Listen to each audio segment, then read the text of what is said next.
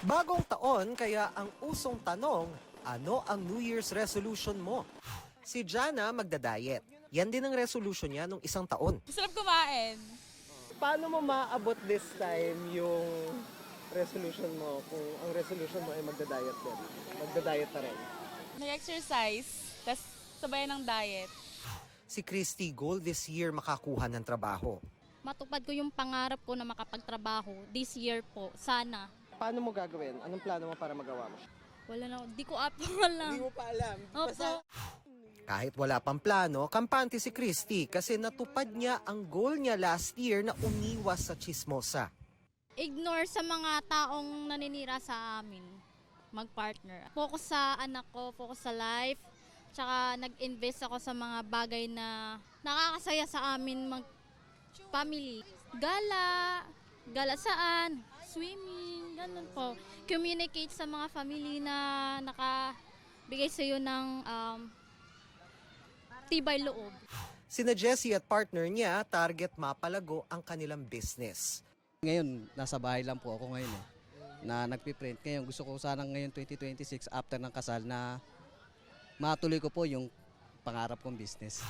Ayon sa psychologist sa si Dr. Ana Cristina Tuason, malaking tulong ang pagseset ng intentions o goals sa pagbibigay sa sarili ng direksyon sa buong taon.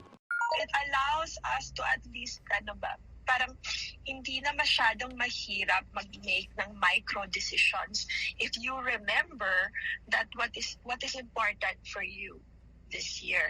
So nakakabigay siya ng structure na para pag na-stress na tayo, nandun na tayo sa problema, sa mga pagsubok, sa mga pressures, no, and crisis, hindi tayo natataranta. Pero bakit ba marami ang napapakong New Year's resolution? Kasi, yun na nga, parang nag-focus lang sila dun sa outcome na gusto nila.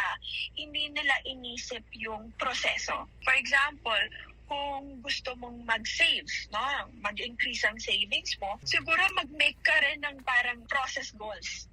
So, for example, okay, ano lang tayo, hinay-hinay sa mga food deliveries. Mas maigi raw kung hindi magsolo. We are more likely to achieve a goal when we do it with other people.